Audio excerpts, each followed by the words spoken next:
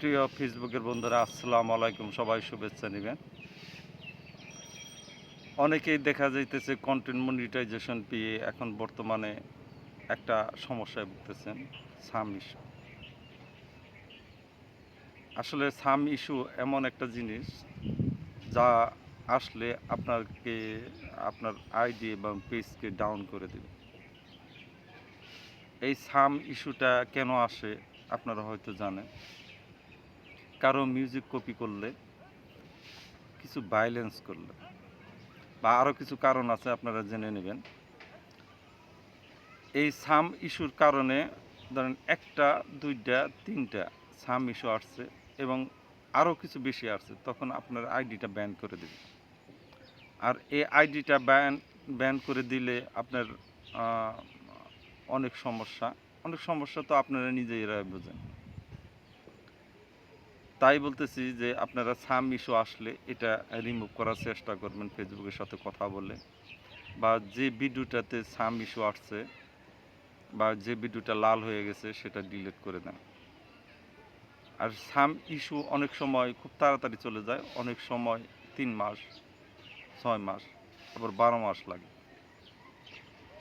আমার নিজের অভিজ্ঞতা থেকে বলি, একটা সাম ইস্যু আসছিল বহুদিন আগে, প্রায় 1.5 বছর আগে।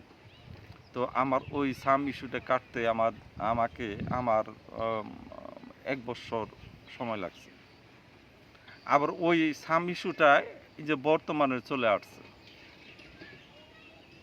বর্তমানে এই যে যখন আপডেট আসলো চলে আসছে। তো আমি ফেসবুকের কাছে অ্যাপ্লাই করছি, খুব শীঘ্রই সেটা চলে যাবে। আপনারা যথাসাধ্য চেষ্টা করবেন যাতে সাম ইস্যু না আসে। সাম ইস্যু আসলে কিন্তু আপনি আইডি এবং পেজ হারাতে হইতে পারে, এবং দেখবেন যে ভিউ হয় না, এঙ্গেজমেন্ট হয় না। ভিডিওতে আগে যেখানে ভিউ আসতো 10,000, 5,000, 3,000, 2,000, 1,000, সেখানে দেখবেন আপনার ভিউ আসতেছে 10টা, 15টা, 20টা।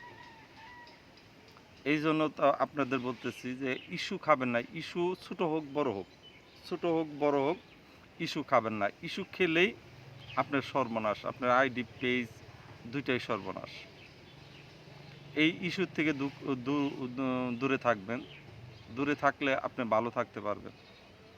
আপনার পেজ ভালো তো আপনি ইনকাম করতে পারবেন, পেজ ভালো না আপনি ইনকাম করতে পারবেন না। এই সাম ইস্যু না সরানো পর্যন্ত আপনার আইডি এবং পেজ রিকমেন্ডেশনে যাবে না। এই ভিডিওটাও রিকমেন্ডেশনে যাবে না। রিকমেন্ডেশন আপনি ফ্রেশ রাখবেন যাতে আপনার আইডি এবং পেজ মানুষের কাছে পৌঁছায়। রিকমেন্ডেশন মানে ফেসবুক নিজে ইচ্ছা করে আপনার এই ভিডিওটা মানুষের কাছে পৌঁছায়। এই জন্য সাম ইস্যু থেকে দূরে থাকবেন। সাম ইস্যু আসলে কিন্তু আপনি পেজ বা আইডি হারাইতে হইতে পারে। যাই হোক, ভিডিওটা শেষ করতেছি। আল্লাহ হাফেজ, বাই বাই।